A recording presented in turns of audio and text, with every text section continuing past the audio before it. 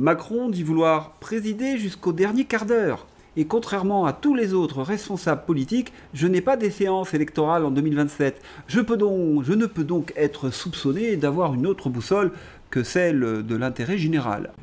Quel farceur ce Manu! L'intérêt général. Manu a détruit notre pays. Et il parle de son intérêt, l'intérêt de la dette, certainement. Quand on est réduit à ce type d'argument débile, c'est qu'on est vraiment cuit. Je partirai pas. Eh bien, il va falloir le pousser dehors. Et de plus en plus de journalistes sont d'accord. La démission d'Emmanuel Macron est quasiment inévitable si vraiment on veut s'en sortir, estime Éric Tegner. Oui, mais comment faire? Eh bien, c'est simple, il suffit de lever le petit pouce. Ah non, ça c'est autre chose. Non, il faut agir le 10 septembre et soutenir la destitution le 23 septembre. Oui, on pousse le poudré vers la sortie. Et d'ailleurs, certains s'activent dans la coulisse. Macron est-il trahi? Revenons sur cette incroyable histoire.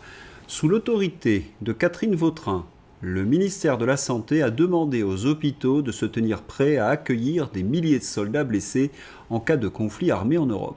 Alors qu'Emmanuel Macron plaide pour une fin de guerre en Ukraine, une note datée du 18 juillet et révélée par le Canard enchaîné ordonne aux agences régionales de santé de se préparer d'ici mars 2026 à un possible engagement majeur.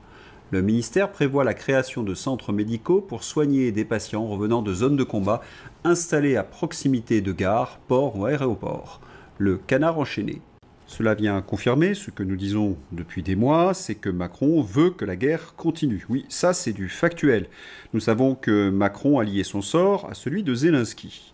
Mais voilà, Trump a tapé sur les doigts d'Emmanuel Macron et des autres européistes. Certains même affirment que Trump a arrêté une barbouzerie ou un sale coup des européistes en Ukraine. Mais il y a autre chose. C'est l'info elle-même du Canard. D'où vient-elle? Eh bien, généralement, de dénonciations de hauts fonctionnaires. Et vous constatez qu'il est très actif, le Canard enchaîné, contre Macron en ce moment. Ferracci, Mignola, le Cocotte Gate, avec Braun-Pivet. Beaucoup de hauts fonctionnaires balancent des infos sur les macronistes. Cela devient un véritable festival.